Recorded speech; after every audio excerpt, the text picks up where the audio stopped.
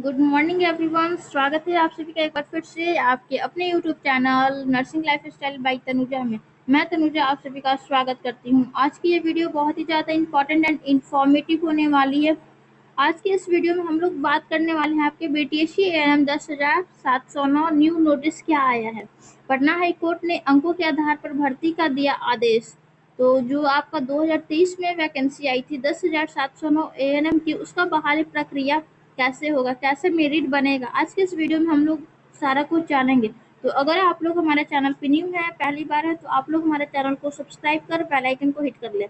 यहाँ पे आपको ANM, GNM and paramedical regarding सारा इन्फॉर्मेशन टाइम टू टाइम दी जाती है। तो आज की इस वीडियो में हम लोग जानने वाले हैं कि एएनएम की बहाली प्रक्रिया कैसे होगा, और 2018 की नियमावली से ही होगा या फिर 2023 की नियमावली से होगा। और अगर 2018 की नियमावली से होगा तो एएनएम में मेरिट कैसे बनेगा, ऑर्डर में साफ साफ क्या लिखा हुआ है, एएनएम की संपूर्ण जानकारी आपको आज की इस वीडियो में मिलेगी। तो चलिए आगे हम लोग इन्फॉर्मेशन की ओर बढ़ते हैं। पटना हाईकोर्ट ने अंकों के आधार पर भर्ती का दिया आदेश। पटना हाई कोर्ट ने अंकों के आधार पर भर्ती का दिया आदेश। सूबे में 10,709 एएनएम की बहाली का रास्ता साफ। तो चलिए हम लोग इस अपडेट को जानते हैं कि ये पटना विधि संवाददाता पेपर के कटिंग के माध्यम से आ रही है। तो देखिए यहाँ पे जो कहा जा रहा है, राज्य में 10,709 पदों पर एएनएम की बहाली का रास्ता साफ हो गया है। पटना हाईकोर्ट ने सोमवार को एएनएम की बहाली अंकों के आधार पर करने के लिए एकल पीठ के फैसले में हस्तक्षेप करने से इनकार करते हुए राज्य सरकार की अपील को खारिज कर दिया। मुख्य न्यायाधीश न्यायमूर्ति के विनोद चंद्रन और न्यायमूर्ति हरीश कुमार की खंडपीठ ने गत 18 अप्रैल को सभी मामलों पर एक साथ सुनवाई के बाद अपना आदेश सुरक्षित रख लिया था। गौरतलब है कि गत 1 मार्च को हाईकोर्ट ने एकल पीठ ने अंकों के आधार पर एएनएम की बहाली करने का आदेश दिया था। न्यायमूर्ति मोहित कुमार शाह की एकल पीठ ने 69 पन्ने के आदेश में बिहार तकनीकी सेवा आयोग के 29 सितंबर 2023 के नोटिस को निरस्त कर दिया था। कोर्ट का कहना था कि एएनएम की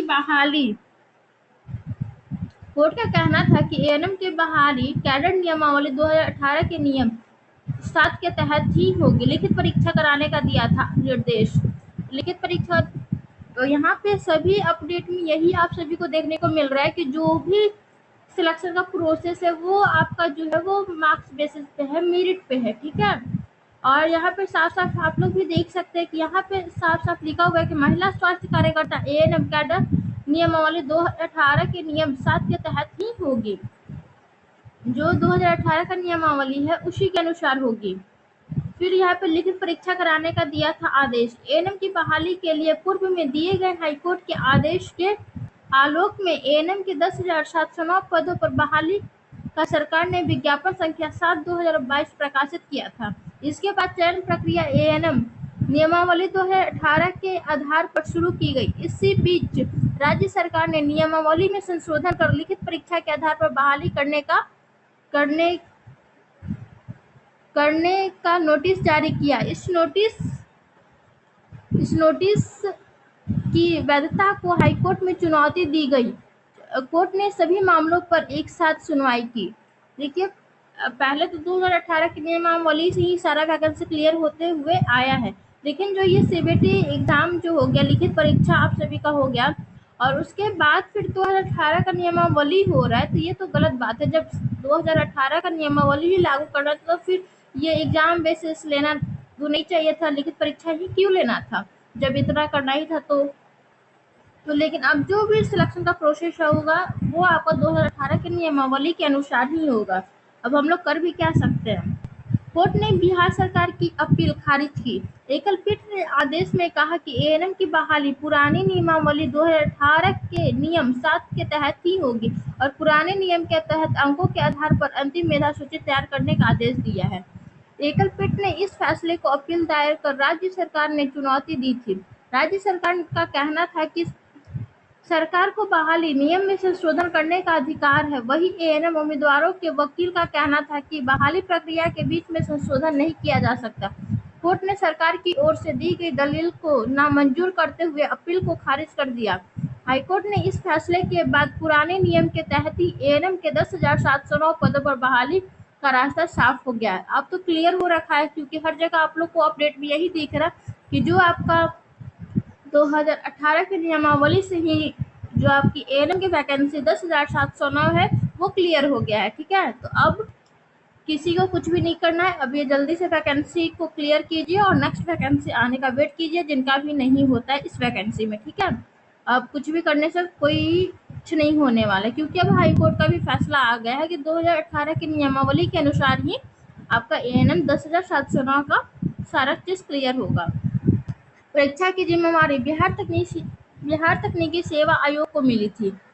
याचिकाकर्ता के वकील ने कोर्ट को बताया कि सरकार द्वारा एएनएम की इस बहाली के लिए अंकों का निर्धारण किया गया था।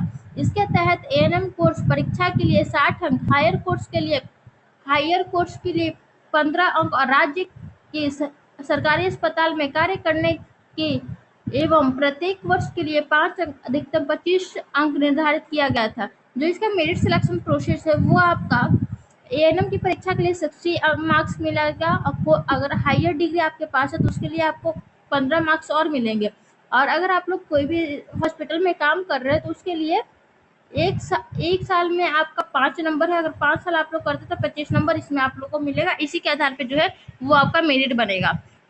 अगर राज्य सरकार ने इस बहाली नियम को बहाली के बीच में ही संशोधित कर दिया, इसके अनुसार प्रतियोगिता परीक्षा के लिए 60 अंक, हायर कोर्स के लिए 15 अंक और राज्य के सरकारी अस्पताल में कार्य करने के अनुभव पर प्रत्येक वर्ष के लिए 5 अंक, अधिकतम 25 अंक निर्धारित की लिखित परीक्षा कराने की जिम्मेवारी बिहार तकनीकी सेवा आयोग को दी गई।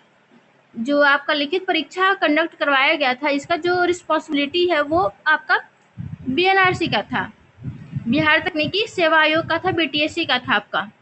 तो 18 अप्रैल को सभी मामलों पर एक साथ सुनवाई के बाद कोर्ट ने सुरक्षित कर लिया था फैसले के बाद पुराने नियम के तहत ही एएनएम के पद पर बहाली होगी। बहाली प्रक्रिया के बीच में ही राज्य सरकार ने नियम में किया था बदलाव।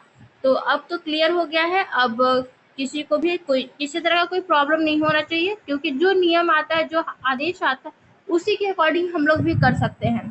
क्योंकि मैं भी एक जेएनएम हूँ, तो जैसे सिलेक्शन प्रोसेस होगा, मेरिट पे होगा या फिर एग्जाम बेसिस पे होगा, उसी के अकॉर्डिंग हम लोग को भी चलना है। ठीक है, तो आई होप आप सभी को निराश नहीं होना है। नेक्स्ट वैकेंसी की आप लोग वेट कीजिए और इसमें जिनका होता है ऑल द बेस्ट है आप सभी को।